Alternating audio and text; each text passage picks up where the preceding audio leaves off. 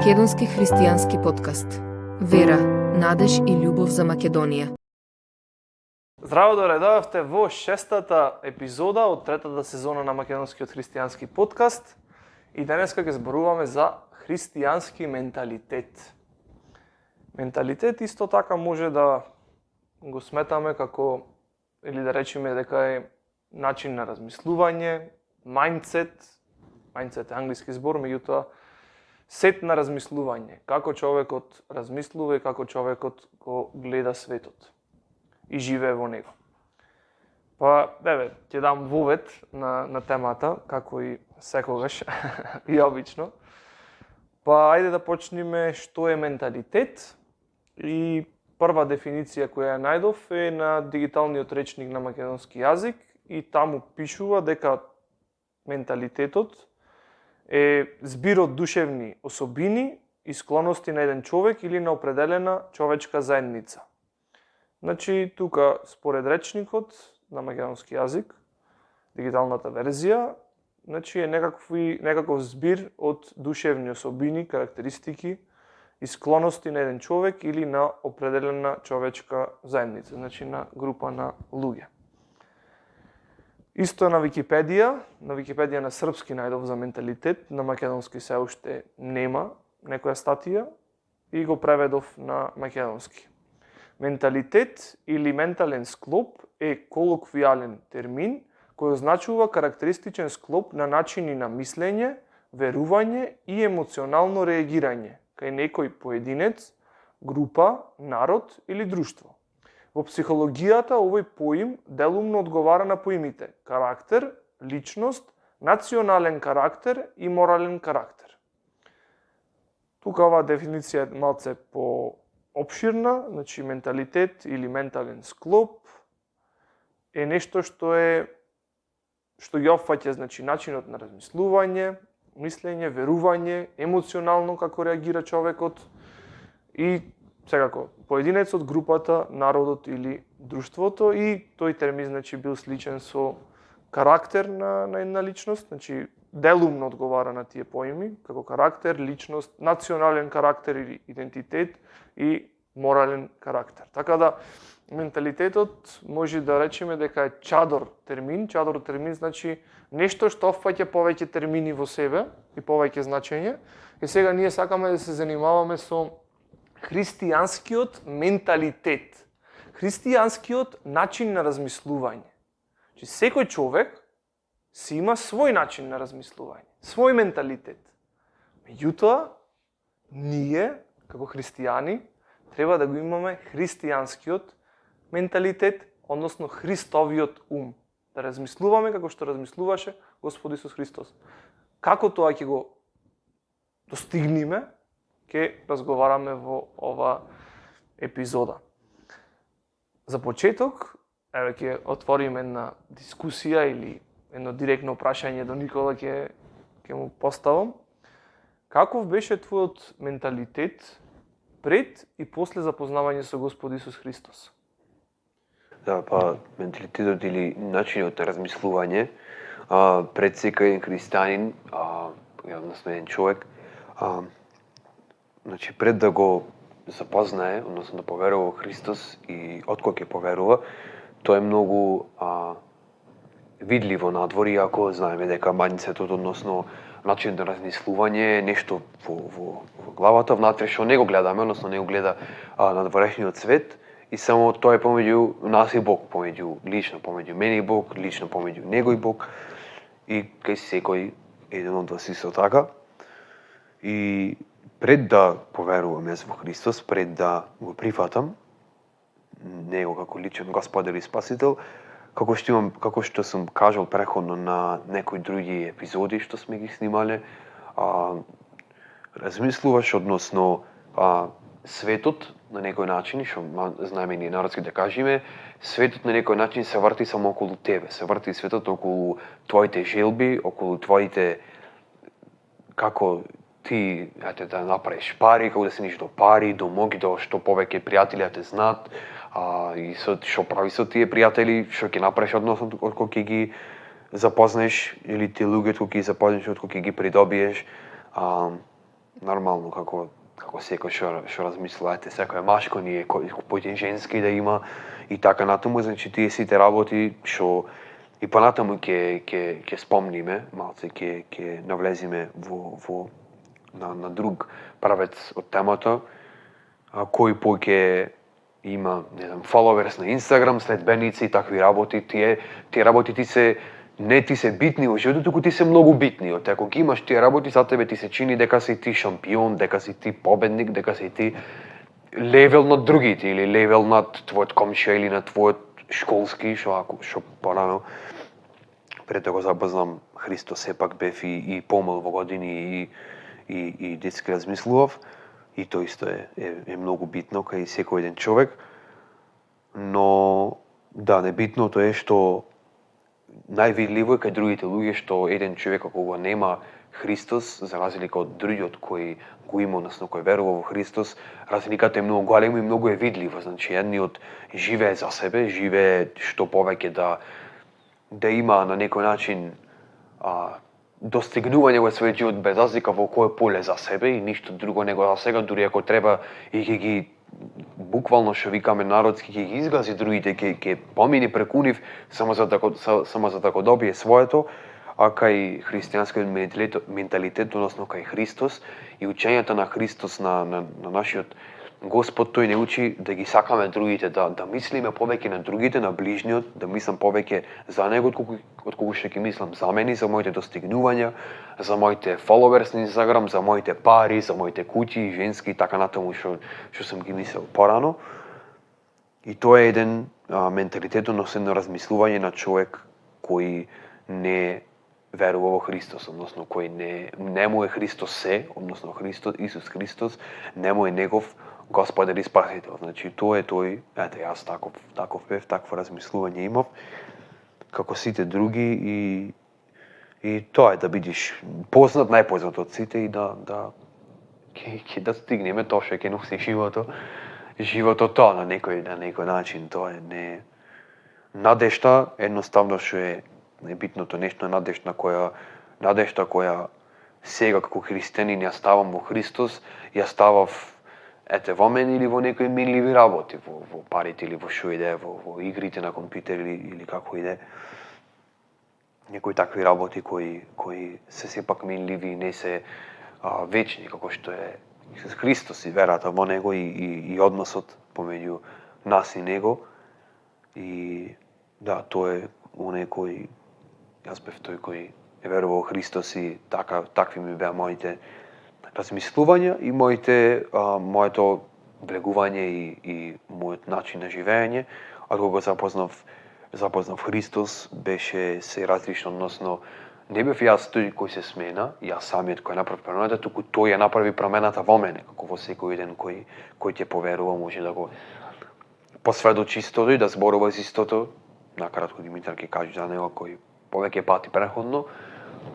Што сме кажали, да, тоа е тој што не менува ако му дозволиме. Ако му дозволиме да не менува, значи тој сака целосно да не смени и тоа менување, ако му дозволиме ние, наше, кон подобро, кон онаков карактер и онакво размислување каков што тој сака да имаме, тоа ќе трае нашиот цел живот и ние сме уште во работа, уште сме големо е полето на некој начин, широко за работа на нас и тоа е нешто добро, но сепак најбитно е да му се препуштаме него на Христос и од кој ќе поверуваме нормално.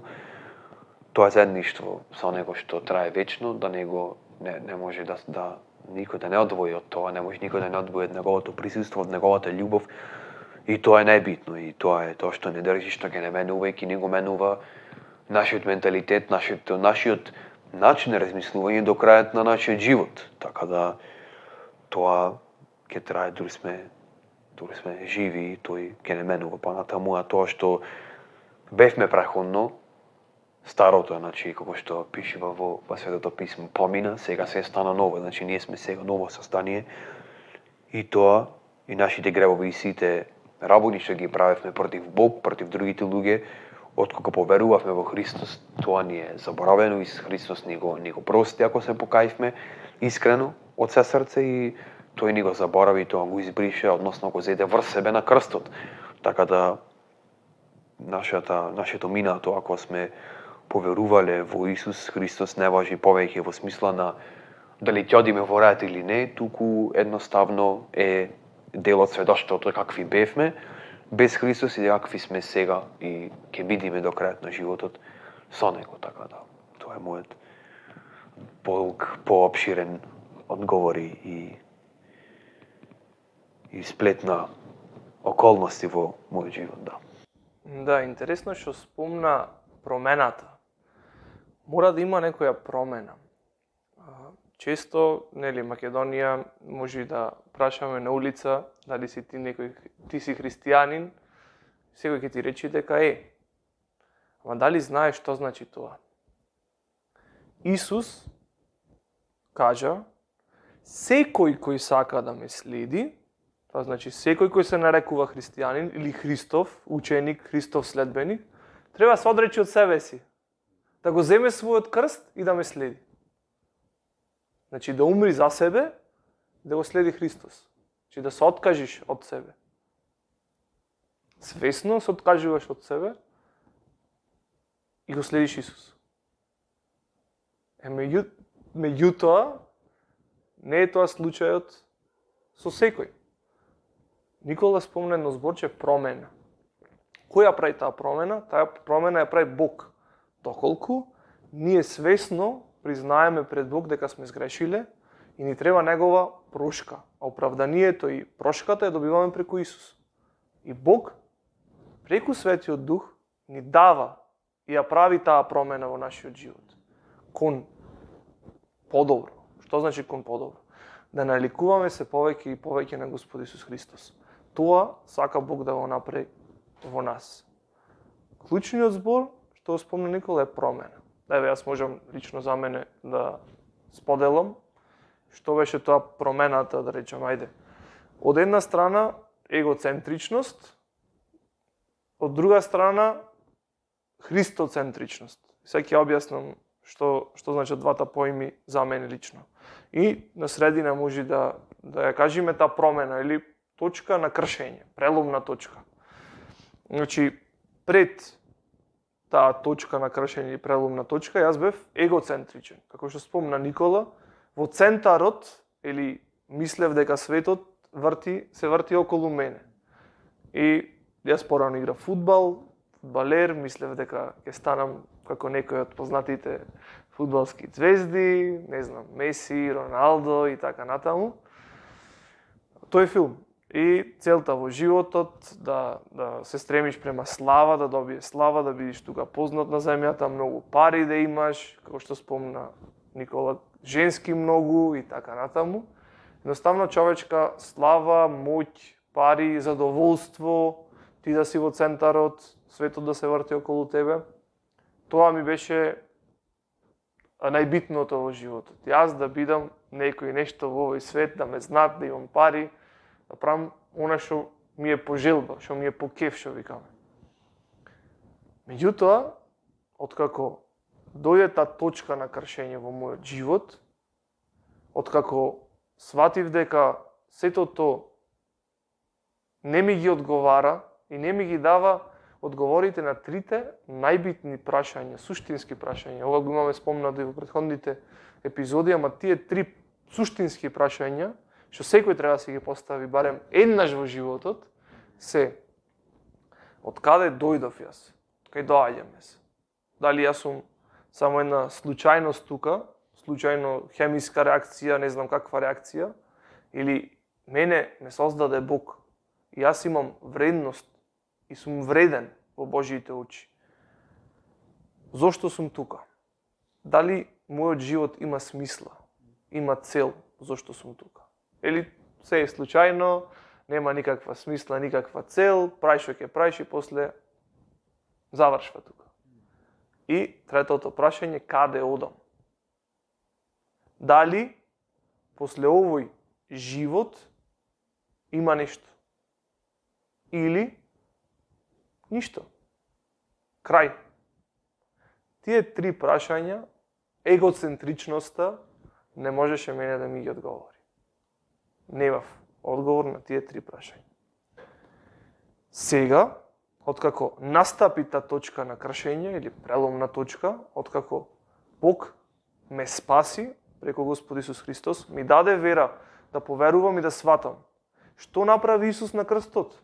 Исус на крстот дека умре за моите гревови, да, лично за моите, но тој умре и за твоите гревови. И ако ти веруваш, како што јас поверував, дека Господ Исус Христос ги зеде сите мои гревови на крстот врз себе и ја плати смртната казна која јас и ти ја заслуживме. Беше погребан и воскресна на третиот ден. Тоа јас го поверував. И сега имам одговор на трите прашања. Од каде дојдов? Мене Бог ме имаше во мислите уште пред да постојам јас. Тој вика ме истка во мајчината утрова. Значи мене Бог ме имаше во мислите и ме создаде. Исто и тебе. Бог те имаше во мислите и затоа постоиш. И ти си создаден во Божиот лик. Бог рече на почетокот да создадеме човек во нашиот лик. Значи ние сме создадени во Божиот лик. Имаме вредност и сме многу скапоцени во Божите очи. Скапоцени толку многу што Бог го испрати својот син да умре на крстот за нашите гревови. Ја покажа својата љубов, ни покажа колку не сака. Го даде најмилото за нас. Второто прашање. Зошто сум тука? Тука сум за да го запознаам мојот Создател. Да имам однос значи откако поверуваш, тебе Бог ти станува татко. Претходно ние сме сите создадени од Бог. Значи ние сме Божји созданија. Откако ќе поверуваме, ние веќе имаме еден жив, вистински однос. Бог станува наш татко, а ние негови деца. Тоа во Библијата е опишано во Јован 3 глава, може да го прочитате, како наново раѓање. Значи Бог не раѓа наново преку духот, ни го живува нашиот дух, ни дава нов живот и ние стануваме Божји деца. И сега имаме однос со Бог. Разговараме со Него во молитва, во читање на Словото. Го запознаваме секојдневно Бог. Зошто сум тука? Тука сум за да се запознавам со мојот Создател. И да имам жив и вистински однос со Него. И каде одам? Одам кај Бог, кој ми даде живот и ми даде и вечен живот. И еден ден тоа ќе се оствари во пракса. Јас ќе имам вечен живот и ќе бидам заедно со Бог. И со сите луѓе кои поверувале во Исус Христос, ја прифатиле таа покана, имаат жив однос со Бог. Сите тие три прашања се одговорени. И тие прашања имаш надеж кога ти се одговорени. Имаш надеж која не разочарува. Надеж за вечност. Знаеш дека твојот живот е во сигурни раце. И сега стануваш христоцентричен. Значи, сваќаш дека ти треба да гравитираш или да се вртиш околу Христос. Околу Господ Исус Христос. Тој е твојот спасител, тој е твојот господар. Твоите мисли, твојот живот, тоа што си, му го предаваш во негови раце. Тој те зема и те раководи. Господар значи некој што господари врз тебе. Значи, ти доброволно се предаваш на Господ Исус Христос и свесно сакаш Господ Исус Христос да те води. А како те води Господ Исус Христос? Преку Светиот Дух и читање на Словото и молитва. Тие три работи, значи Светиот Дух живее во нас, ако навистина веруваме, преку Словото ја запознаваме Божјата волја и Бог ни дава сила преку Духот да може тоа да го живееме. Исто и молитвата. Молитвата е секојдневно разговор со Бог. Бог сака да ги слушне нашите потреби, просби, некогаш и жалби. Бог го сака нашето срце. Значи, слободно пред Бог треба да пристапиме со отворено срце. Да му ги кажеме сите наши проблеми, маки, пофалби, благодарности. Со онака како што сме, искрено. Без филтер. Бог сака да не слушне. Бог го сака нашето срце, нашиот живот. Тоа се случи кај мене. И сега, од егоцентричен, таа преломна точка ме направи христоцентричен.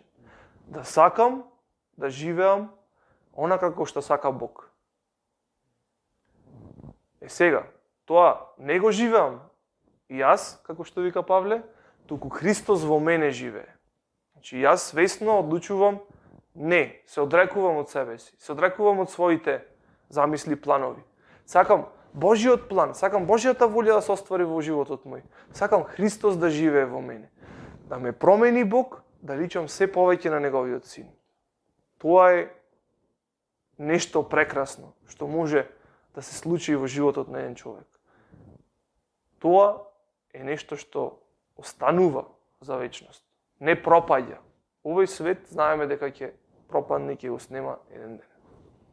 Тоа е нешто што сакав да го кажам, онака како споделување во врска со нашето лично искуство и какви бевме пред да го запознаеме Господ Исус и какви сме сега откако сме се запознале и се уште се запознаваме со Господ Исус Христос и како е тој процес кога Господ ти е навистина Господар во твојот живот, кога Господ Исус раководи со твојот живот.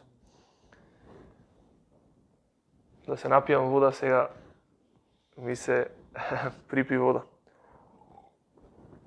Да, интересно прашање, баш имавме можност да споделиме, што е многу битно.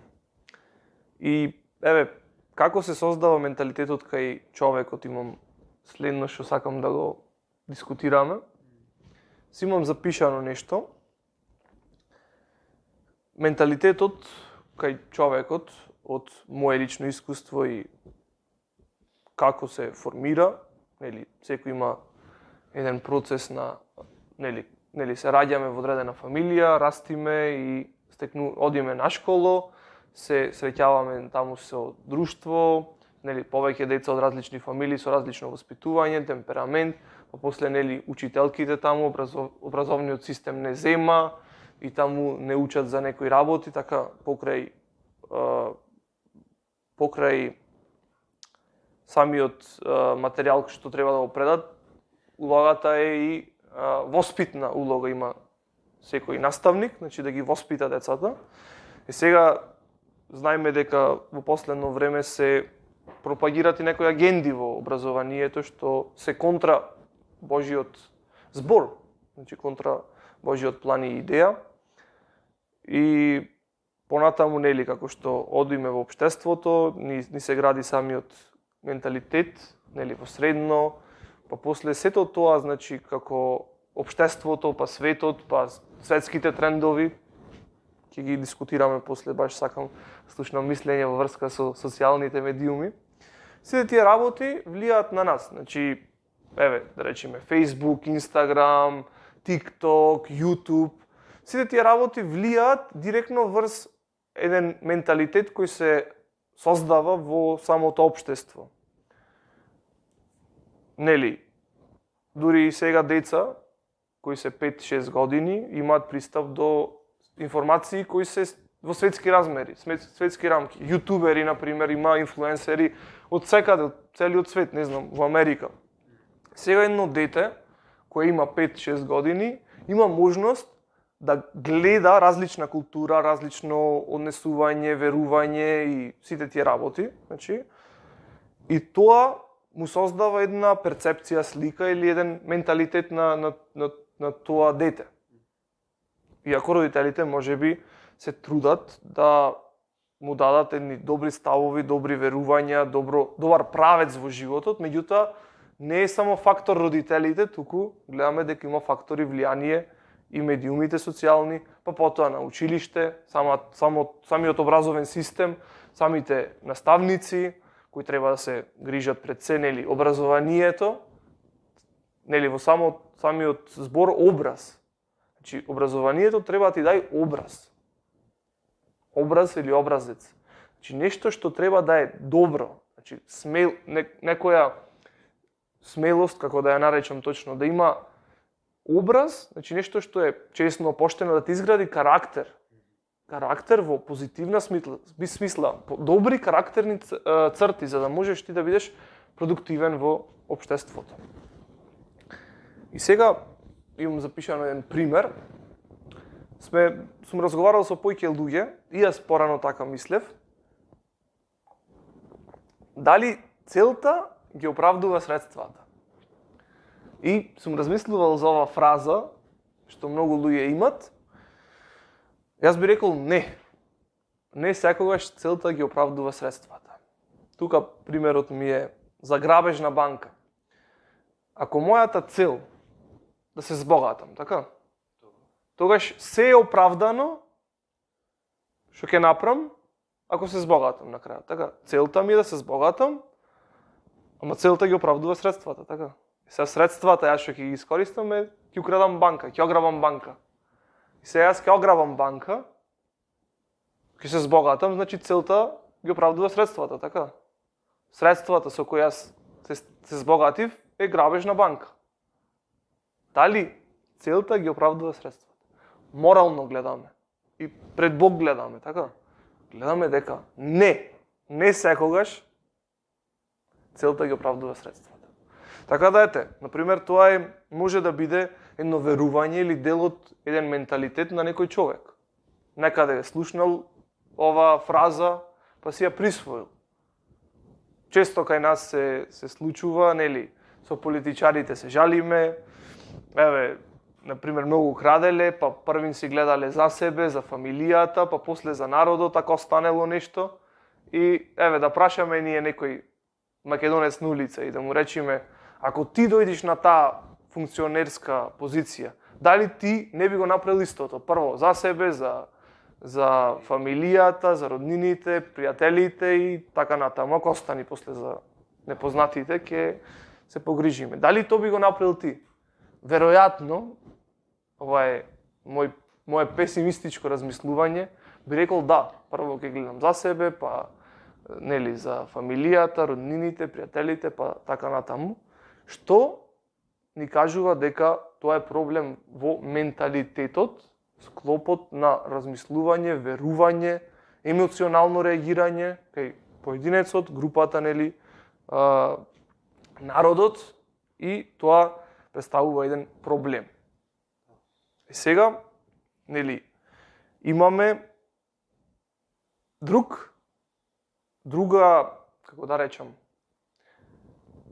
авторитет или учител или образец или образ како ние да го промениме менталитетот или во која насока да го движиме нашиот менталитет и начин на размислување. Рековме дека менталитетот кај човекот се формира дома, нели, со домашните, со семејството, на школо, наставниците влијаат, нели, па друштвото после, нели, светот, општеството и така натаму си влијаат врз самиот менталитет на човекот. Меѓутоа, нели, јас спомнав за една преломна точка, има нешто што може да го смени твојот менталитет спротивно од се тоа што си го имал досега. Нели, целта ги оправдува средствата и така натаму примерите, че може да те смени така да што ти ќе го имаш менталитетот кој е благороден, кој ќе те облагороди, ќе те промени во позитивна смисла. И ќе бидеш и пример дома, во општеството, значи нешто што е Божјо дело, ќе го наречам, и ќе видиме тоа како може да се случи. Тоа е христијански менталитет. Менталитет кој произлегува од Бог, кој произлегува од Христос. Не менталитет кој е од луѓето, туку менталитет кој доаѓа од Бог. Има голема разлика. Нешто што доаѓа од Бог, нешто што доаѓа од луѓето. Ќе прочитаме во продолжение еден стих, а после ќе дискутираме со Никола понатаму за влијанието на социјалните медиуми врз луѓето. Стихот е во послание до Римјаните, 12 глава, 2 стих. Вика: немојте да се прилагодувате со овој свет, туку преобразувајте се преку обновувањето на вашиот ум, за да може да ја дознаете која е добрата, угодна и совршена Божја волја. Значи, да не се прилагодуваме со овој свет, со мислењата, со ставовите на светот. Туку вика да се преобразуваме. Значи, да го менуваме нашиот начин на размислување. Значи, да се менуваме преку обновување на вашиот ум. Значи, нашиот ум треба да се обнови, за да можеме да ја дознаеме која е добрата, угодна и совршена Божја волја. Значи, ние треба да бараме Божјата волја, која е добра, угодна и совршена, и да го обновиме нашиот ум. Како ќе се обнови нашиот ум? Нашиот ум ќе се обнови ако ние навистина се покаеме за нашите гревови, го прифатиме Господ Исус Христос за наш Господар и Спасител, се одрекуваме свесно секој ден од себе си, го земаме нашиот крст и го следиме Исус. Читаме од Словото. Имаме секој дневен однос со Бог. Се молиме, истражуваме, сакаме да дознаеме, че во Словото гледаме каков е Бог. Сакаме да дознаеме која е неговата волја. Че го менуваме нашиот начин на размислување, ги менуваме нашите ставови. Значи, се согласуваме со тоа што го пише тука во Словото, што го пише во Библијата. И сакаме да живееме според тоа, според Божиот план, според Божјата волја, според Божјата замисла. Се што е потребно за живот и побожност, за поучување, за укорување, за поправање, за коригирање, за носење на одлуки, е запишано во Библијата. Значи, водич за живот имаш во Библијата. Тоа значи ти да го обновиш твојот ум. Досега твојот менталитет го скроил светот, така? Зборувавме, нели, луѓето човечки, по човечки. Сега оставаш Бог да го скрои твојот менталитет, односно читаш во Библијата и твојот ум се обновува. Че ти добиваш еден нов хоризонт, нов начин на размислување кој е драстично различен од претходниот. И ти сакаш да живееш според водичот или начинот на живење кој е запишан во Светото писмо. И сега, стигнавме до прашањето како влијаат социјалните медиуми врз луѓето, Никола?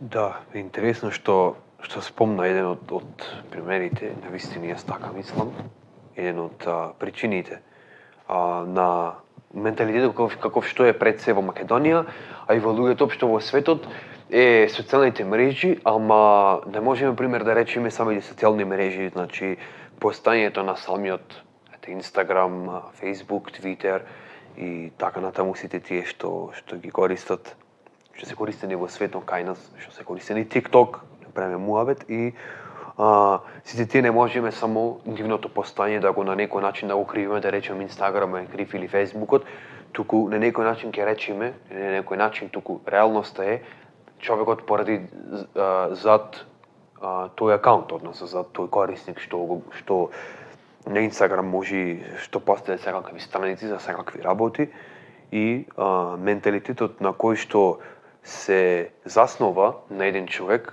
е тоа зад таата статура која ги пишува сите тие работи, ги споделува со светот, стои некоја личност. Не може тоа самото така да му текне на Инстаграм или на кој да е социјална мрежа да извади тоа што го вади што делува негативно кај светот, туку позади тоа стои некоја личност. Исто така, што голема платформа е на која што денешните деца и општо луѓето го поминуваат времето е Twitch. Исто така, луѓе кои стримери, како што може на YouTube да се снимаат видеа, така и Twitch е исто и луѓе, значи, познати, кои се инфлуенцери, не само што имаат инфлуенс, некаков X инфлуенс кон другите луѓе, кон децата кои ги гледаат нив, значи тие имаат некаков начин на живот и некаков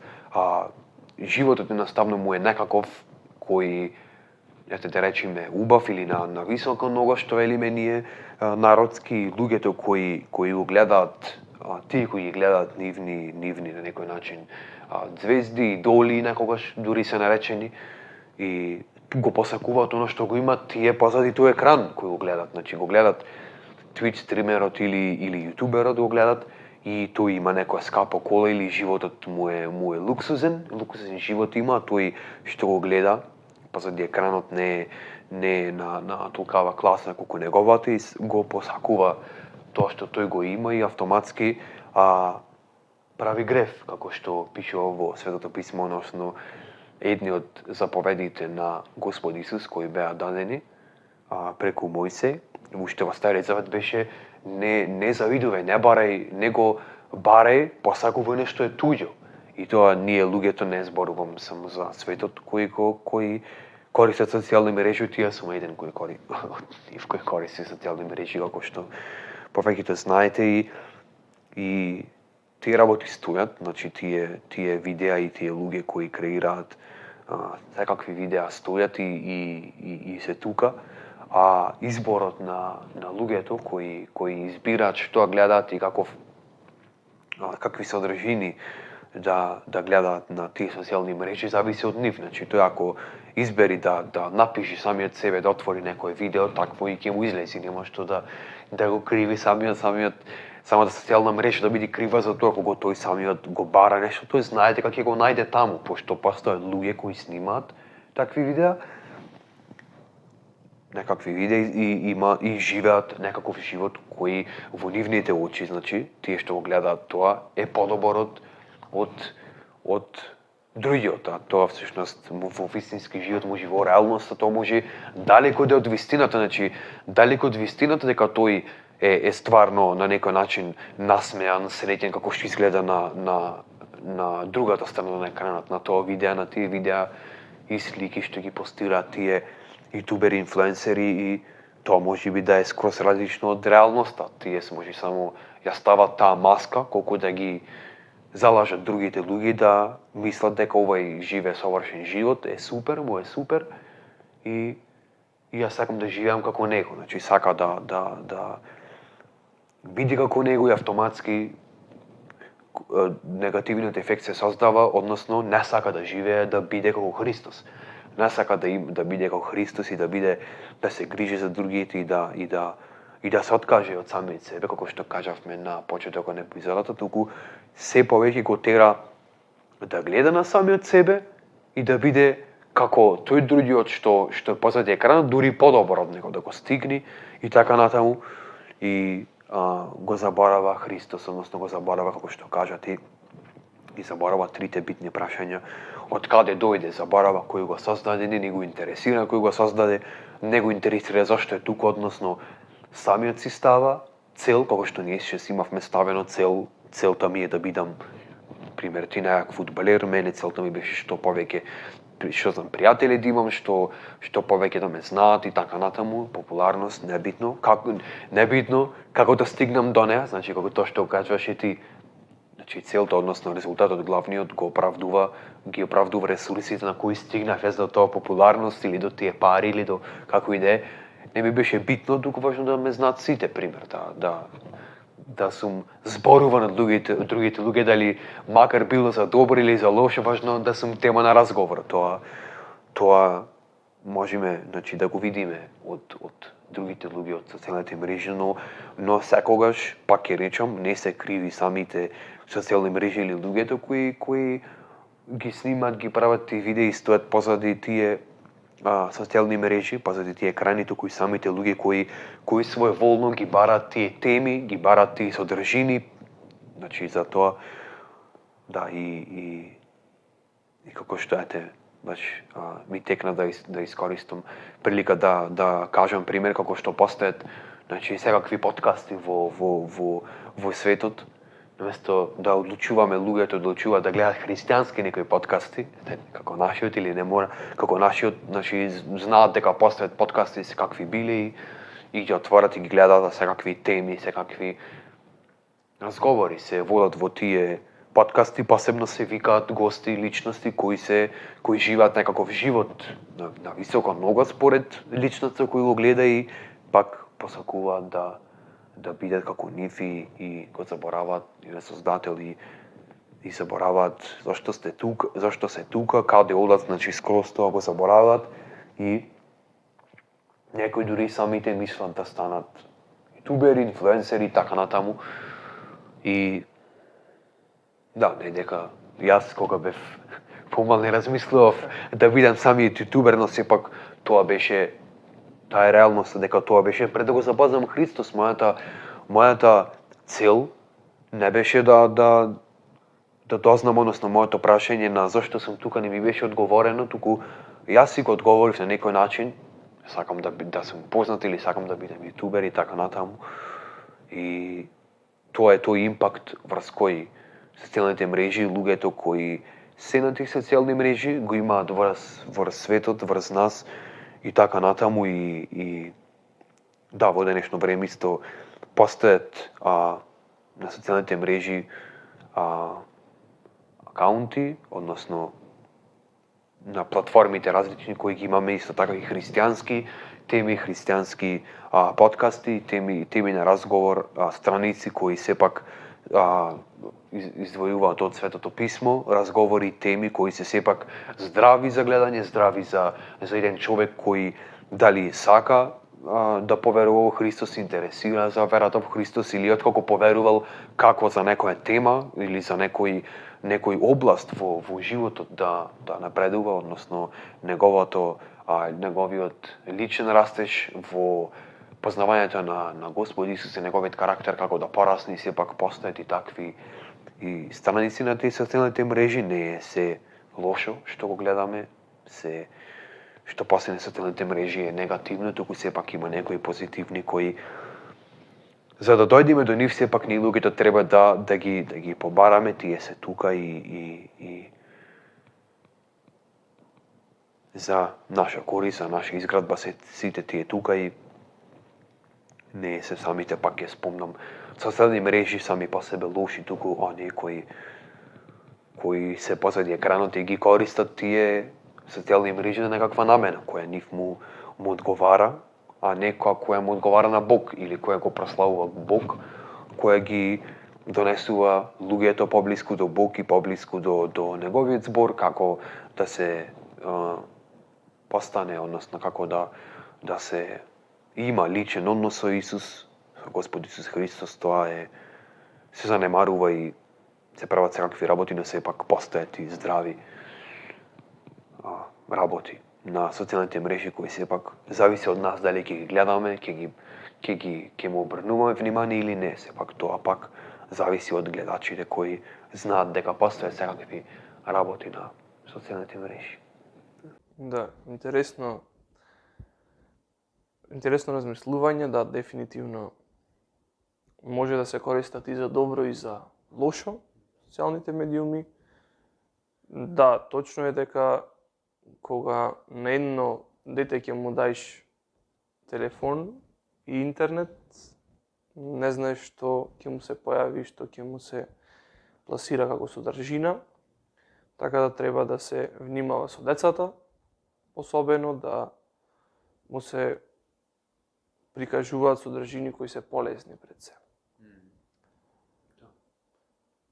Сега ќе отвориме малце по детално во Словото, во Библијата, што е христијански менталитет. Ќе прочитам некои стихови. Прво нешто што сакам да прочитам е дека треба да размислуваме како Господ Исус Христос. Тоа значи да го имаме Христовиот ум. Во Филипјаните ќе прочитам 2 глава 5 до 11 стих, таму пишува: Имајте ја во себе истата мисла која беше и во Исуса Христа, кој иако е во Божје обличје, не го сметаше како грабнато тоа што е еднаков со Бога, туку се лиши самиот себе и зеде обличје на слуга, станувајќи сличен со луѓето. И откако се најде во лик како човек, тој се понизи самиот себе и стана послушен до смрт, дури и до смрт на крст. Затоа и Бог го превозвиши и му подари име, што е над секое име, и во Исусовото име да се поклони секое колено на оние кои се на небото и на земјата и под земјата, и секој јазик да исповеда дека Исус Христос е Господ за слава на Бог Таткото. Значи овде во Филипјаните, нели самиот 5 стих ни кажува: имајте ја во себе истата мисла која беше и во Христа Исуса. Значи Господ Исус Христос размислуваше на Божјата волја, се понизи, стана човек, се стана послушен, беше послушен до смрт, и тоа до смрт на крст. Значи понизен, се понизи пред Бог, послушен на Бог. Послушен до смрт. Значи таа мисла стана слуга, вика. Иако во Божје обличие, иако еднаков со Бог, стана слуга. Значи таа мисла, тој начин на размислување ние треба да го имаме. Да се служиме еден на друг. Да сме понизни пред Бог. Да се покориме на Бог. И да му бидеме послушни до смрт на Бог. Значи имајте ја во себе истата мисла која беше во Христа Исуса. Тоа значи да размислуваме како што размислува Господ Исус Христос. На што треба да мисли христијанинот? Исто неколку стихови. Во Филипјаните 4 глава 8 стих: впрочем, браќа, се што е вистинско, што е честно, што е праведно, што е чисто, што е љубезно, што е на добар глас, ако е некаква добротел, ако е некаква пофалба, мислете на тоа. Значи, да размислуваме, вика, за нешто што е вистинско, честно, праведно, чисто, љубезно, на добар глас, добротел или некаква пофалба. На тие работи треба да размислуваме. Во Колосјаните, 3 глава од 1 до 4 стих ќе прочитаме: и така, ако воскреснавте со Христа, барајте го уна што е горе, каде што Христос седи одесно на Бога. Мислете за уна што е горе, не за уна што е на земјата, зашто вие умревте и вашиот живот е сокриен со Христа во Бога. А кога ќе се јави Христос, нашиот живот, тогаш и вие ќе се јавите со Него во слава. Многу јасно објаснуваат стиховите, значи да мислиме на она што е горе. А она што е горе е Христос, кој седи одесно на Бог. И ние, како христијани, умревме, значи нашиот стар живот умревме, и нашиот нов живот воскресна со Христос. И вика, нашиот живот, значи нашиот нов живот е сокриен во Христос. Значи со Христос во Бог, така пише стихот. И кога ќе се јави Христос, значи повторно ќе дојде, ќе се јави нашиот, значи кога ќе се јави Христос, ќе се јави нашиот живот, и тогаш ќе се јавиме и ние со Негова слава. Значи ние умревме, значи нашиот стар живот, нашите стари идеи, замисли, планови умреа. И воскреснавме со Исус Христос. И нашиот живот е безбеден во Исус Христос, во Бог. Значи нашиот живот е сигурен. И сега сме христоцентрични. Од центарот ни е Христос. Во Матеј 6 глава 14 и 15 стих, тука Господ Исус Христос зборува директно и тука вели: зашто ако вие им ги простите на луѓето нивните престапи, вашиот небесен татко ќе ви ги прости и вам. Ако вие не им ги простите на луѓето нивните престапи, ни вашиот татко нема да ви ги прости вашите. Простувањето е најважната работа за еден христијанин. Зошто? Бог ни прости се. Ќе речам се, тоа значи сите наши минати, сегашни идни гревови. Се. Бог знае се за нас. Минато, сегашност, идност. И Бог беше спремен и го испрати својот син да умре на крстот за сите наши гревови и да ни прости се. И затоа Исус кажува: ако вие им ги простите на луѓето нивните престапи, вашиот небесен татко ќе ви ги прости и вам. Ако вие не им ги простите на луѓето нивните престапи, и вашиот татко нема да ви ги прости вашите. Че простувањето е сршта на христијанството. Во сршта е простувањето. Доколку против некој имате нешто, или не можете му простите на одредена личност, молете го Бог. Тој ви прости се и тој сака вие да му простите на другите. Тоа, кога ќе го направите искрено, настапува едно исцелување од тој гнев, од тоа чувство на горчина. Бог ќе го ослободи од тоа. Меѓутоа, ние треба да сакаме Бог да ни даде срце кое простува. Бог ни прости и ги заборави нашите беззаконија. Ги фрли на дното на морето. И нема да си спомни за нив. Таков е нашиот Бог. Бог сака такви да бидеме и ние. Да му простуваме на луѓето престапите. Не викам дека е лесно, меѓутоа Бог ни го дава тоа. Бог ќе ни помогне во тоа. Ни го дава Светиот Дух, ќе ни помогне да му простиме на луѓето. Тоа Бог го сака, наискрено ние да го направиме. И ќе ни помогне во тоа. Нема да не остави. Матеј 6 глава, 25 до 26 стих, исто Господ Исус Христос зборува: затоа ви велам, не грижете се за својата душа, што ќе јадете или што ќе пиете, ниту за своето тело што ќе облечете. Зар душата не е повеќе од храната и телото од облеката? Погледнете ги птиците небесни. Тие ниту сејат, ниту жнијат, ниту собираат во житница, и пак вашиот небесен татко ги храни. Зар не сте вредни многу повеќе од нив? Господ Исус Христос ни кажува дека не треба да се грижиме за ништо, туку дека ние сме многу вредни во Божите очи и дека тој ќе се погрижи и за храна, и за облекло за нас. Зар вика, нели, душата не е повеќе од храната? Да, нашата душа. Бог ја сака нашата душа. И телото од облеката. Значи Бог сака да ја спаси нашата душа за во вечноста. И Бог ќе се погрижи за сите овие телесни потреби. Јадење, пиење и облек. Чим ги храни птиците небесни, кои ниту сејат, ниту жнијат, ниту собираат во житница, колку вика повеќе сте вие вредни од нив. Колку повеќе Бог не цени во неговите очи.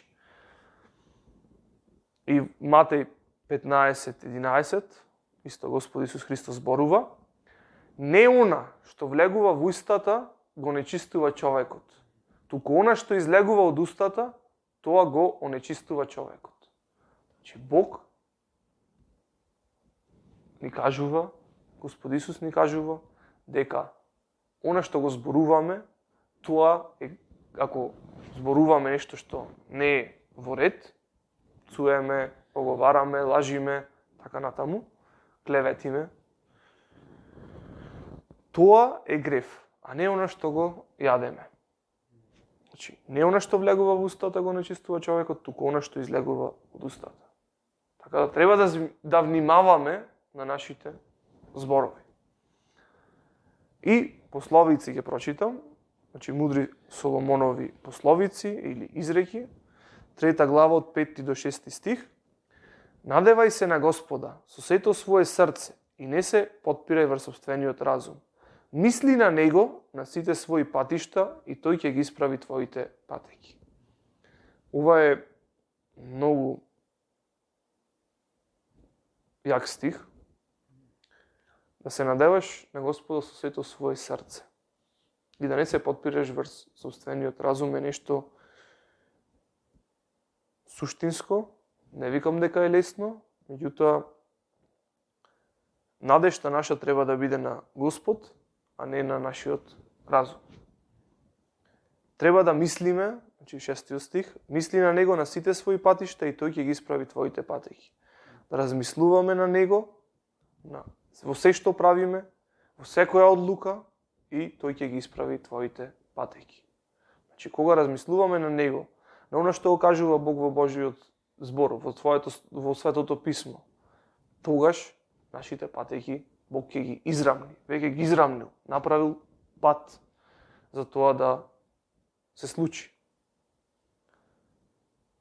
Толку од мене во врска со ова, иако има уште многу да се зборува, бидејќи темата опфаќа еден опширен поим, тоа да го зборуваме и цел живот, менталитетот е живот со Бог, чекорење со Бог и нешто што се гради со текот на живеењето, не преку ноќ.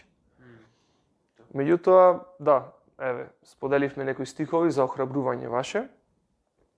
Сега ќе опрашам Никола, кој е начинот на промена на менталитетот на човекот? Како тоа може да се случи, она преломна точка што ја спомнав претходно? Да, во врска со тоа, јас мислам дека конкретно преломната точка можеме да знаеме, пример, дека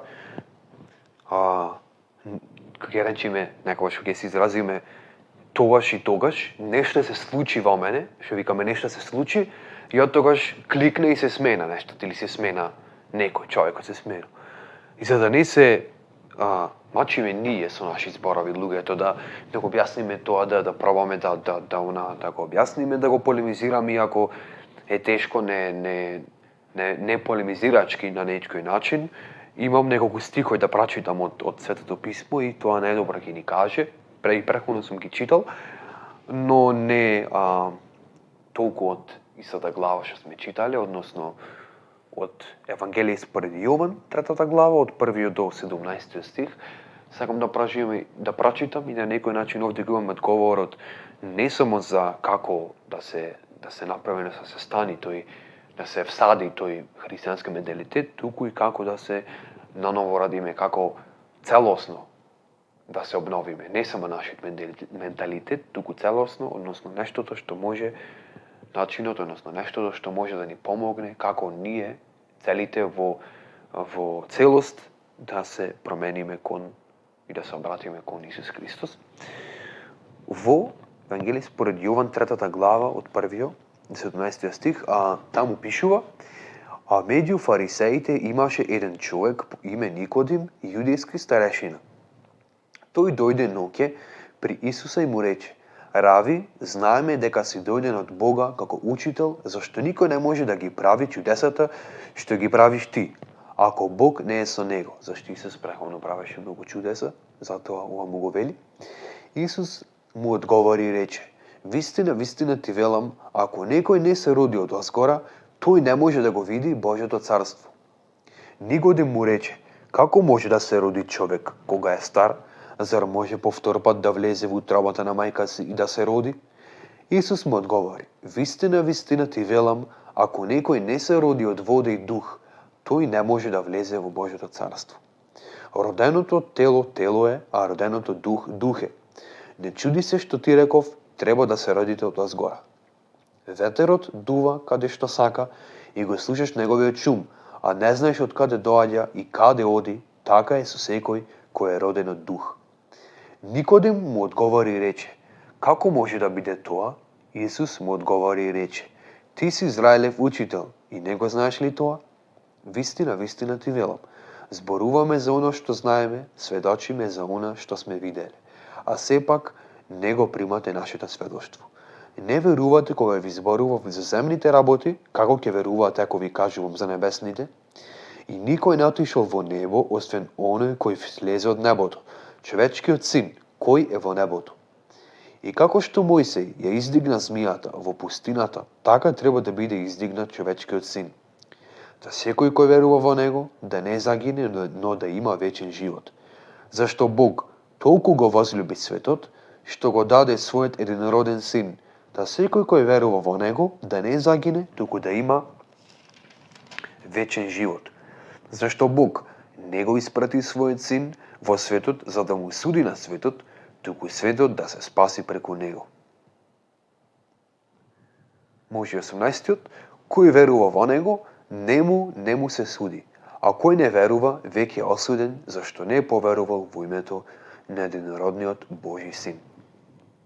Значи овде читаме и овде ни одговара во овие стихови, одговорот на тоа прашање е да се родиме од озгора, односно да поверуваме во Господ Исус Христос и не како што прашува Никодим одново во вечината утрова да влеземе, туку да се родиме од дух и вода, кој Исус Христос, од вода и дух, кој Исус Христос символизира за вера во него, односно од и светиот дух кој тој го дава, кој не можеме ние да го видиме, но го гледаме неговото делување и неговата промена во нас. И познатиот стих кој го читавме, 16-тиот, каде што вели зашто Бог толку го возлюби светот, што го даде својот единороден син, да секој кој верува во него да не загине, туку да има вечен живот. Значи, кој верува во него да не загине, туку да има вечен живот. И од кој ќе поверува некој во него, тој се раѓа од озгора. Значи, Исус Христос му го дава неговиот свет дух и тој не е повеќе, значи, роден на некој начин, роден од тело, како што тој Исус вели, роденото од тело е, а од духот од дух е. Значи, оној кој се раѓа од дух, односно оној кој поверува во Исус Христос, тој се раѓа од дух и ќе го види Божјото царство. И не само што ќе му види променат менталитетот, ќе биде, ќе размислува кон Христос и ќе се обрати кон Христос, туку неговото цело битие, неговиот дух ќе биде променет, односно тој ќе биде наново роден. Значи, одговорот на тоа прашање, односно начинот на кој, како можеме да го имаме ние тој христијански менталитет, е со вера во Господ Исус Христос и ставање на нашата надеж во Него. И тој е оној кој ќе направи нашето наново раѓање да биде возможно. Тој е оној кој ќе не наново роди, ќе го стави својот дух во нас, а и пред се, тој е оној кој ќе ни ги отвори очите, кој ќе ни даде вера да поверуваме во него. Пред се ова, тој ќе биде оној кој ќе го направи ова верување во него да биде возможно. Раѓање од дух и вода, или од вода и дух, тој го прави, Исус Христос го прави тоа да е возможно во нас. И ние само едноставно треба да ја ставиме својата вера во него, треба да поверуваме во него, с нашата надеж да ја ставиме во него и стануваме, со други зборови, родени од дух, односно родени од озгор. И така ќе го видиме Божјото царство и Господ од тогаш, од тој момент на нашето поверување, тој ќе остави својот дух во нас, како што читавме тука во 8 стих, како што ветерот дува и ние само го слушаме неговиот шум, а не гледаме, не знаеме од каде доаѓа и каде оди, така е со секој оној кој верува во Господ Исус Христос и Господ ќе не менува и ќе делува во нас за ние понатаму се подлабоко да го запознаваме и да го имаме тој христијански менталитет и да се повикуваме, односно да се обраќаме, да се обрнуваме кон него. Така да тоа е начинот на објаснет на библиски термини кои Господ Исус го има за нас, поставено и тој кој го дава и единствен начин кој можеме и да се спасиме, да поверуваме во него и нашиот менталитет, нашиот начин на размислување и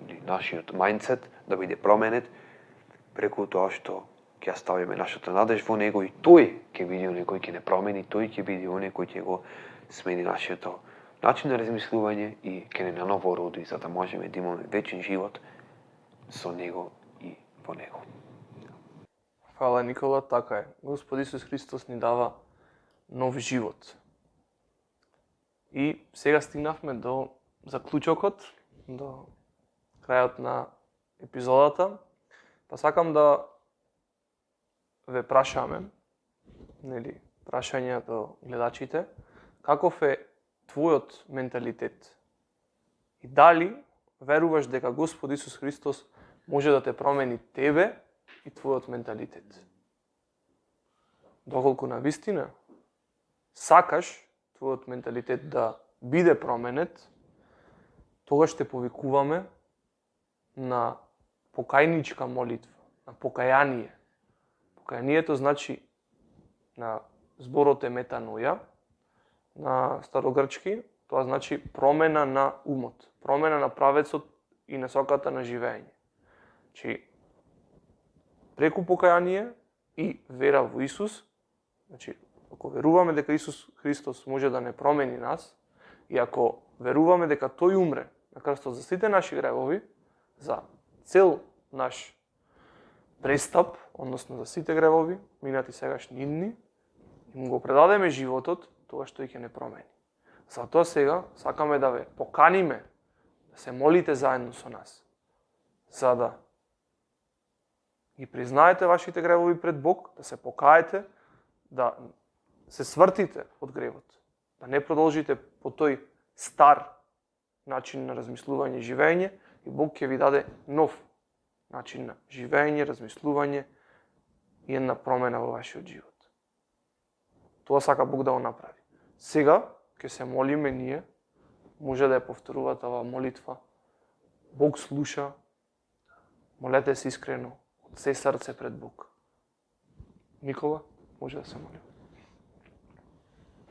Ти благодарам, Господ Исусе, што со нас си пак оваа вечер и можеме да читаме Твоето свето писмо и да го спознаеме, односно Ти да ни го откриеш нашиот менталитет, каков е и дека ние без Тебе, односно без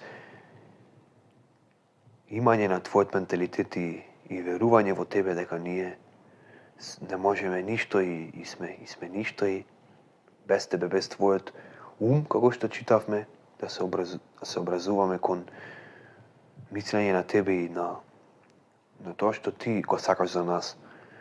Ти благодарам што ни даде да видиме дека ни требаш, дека треба да веруваме во Тебе и дека, односно мора да веруваме во Тебе, да ставиме нашата надеж во Тебе, но пред се да откога видовме дека сме грешни и со нашиот менталитет, со нашиот начин на размислување сме далеко од Тебе и размислуваме расипано без Тебе и размислуваме само за нас, сакаме да се покаеме од тоа и сакаме да се покаеме и да се тргнам од тој начин на размислување и сакам да размислувам што мислиш Ти за мене и кои се Твоите планови за мене. И дека се каам за тоа што го правев, тоа што не размислував за Тебе и не беше мојот начин на размислување според Тебе и Твојот збор, туку и според јас тоа што го сакам и според мојот живот и мојот начин на размислување. Се каам за тоа и Те прифаќам Тебе како свој личен Господар и Спасител и сакам да живееш Ти во мене од сега, преку Твојот Свети Дух и Те прифаќам Тебе и сакам Ти да го водиш мојот живот, каков што е Твојот план и како што е Твојата замисла, како што сакам да размислувам од се, како што Ти сакаш да размислувам, а не како што сакам јас и своите идеи, своите замисли. Те молам, дојди во моето срце, Те прифаќам и остани. Те молам да ме наново родиш, како што читавме сега и да ми дадеш да не грешам повеќе, да не живеам како што живеев претходно, туку да размислувам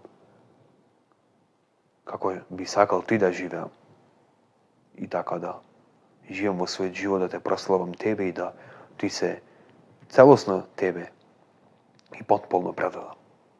Те молам за тоа во името на Исус. Амин. Амин.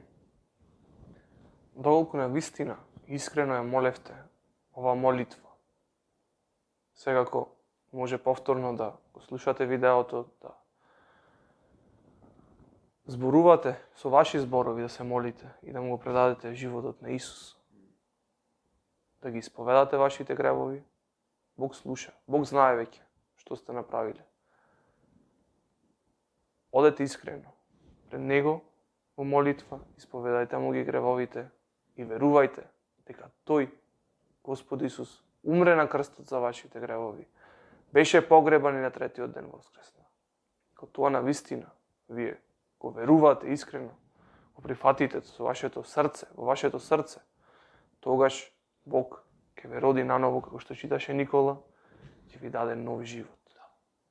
И вие потребно е да продолжите да чекорите со Бог секојдневно во молитва, во барање на неговата волја, читање на Словото, преку Словото, да се запознаете се подобро и подобро со Бог. И неговиот карактер, неговата волја, тој ќе ве промени.